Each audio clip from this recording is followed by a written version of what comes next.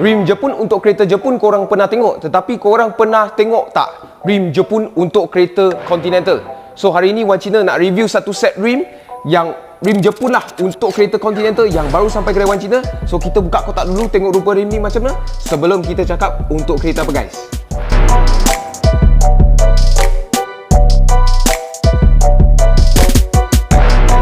Okay, so guys, inilah rupa rimnya, rim G025 daripada Race Box Racing. Okay, rasanya korang dah pernah jumpa Wan Cina unboxing rim ini untuk FK8 dan juga kereta Mercedes. Okay, tapi kali ni Wan Cina nak unboxing rim ni untuk kereta BMW 5 Series yang baru G30 guys. Okay, so rim ini adalah 20 inci, spek dia adalah 20x9jj, offset 25 untuk yang depan, dan juga belakang dia ialah 20x10jj, offset 33. Memang rim ni sangat lebar, pasang dalam kereta sangat staggered, sangat-sangat cantik. Okay, rim ni kalau nak cantik kan, pasang rim ni, pasang tayar saiz yang betul dan juga H&R punya spring guys. Lowered lagi cantik, lagi gila cantik. Okay, so kita cakap sikit lah pasal rupa rim ni macam mana. Okay, dia memang nampak macam 5-spoke, nampak macam BBS sikit, tapi dia design yang special daripada race dia sendiri. Okay, so kita boleh nampak ini adalah rim forge, memang quality, cutting semua dia paling mantap. Okay, paling ringan, paling tahan, cutting semua cun-cun. Okay,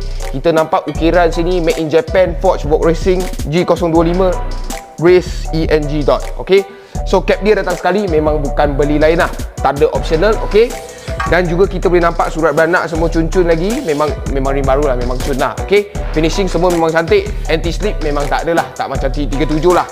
So korang pun tengah fikir 20 inci takut berat, so ini rim forge, kita timbang dulu tengok berat rim ni macam mana guys. Okay guys, kita timbang berat dia berapa, 9.6 kilo sahaja untuk rim G025 Forge. Ini adalah rim 20 inci tau. Bayangkan rim 20 inci ni dia boleh 9.6 kilo saja. Betapa gila ringan untuk rim ni, tapi betapa kukuh dia boleh buat. Okay, so rim ni pasang kat kereta memang performance naik kau-kau, naik cantik, memang sedap lah bawa nanti. Cornering apa, acceleration semua sangat sedap. Okay, boleh jimat minyak, boleh lagi power dan juga boleh lagi stable.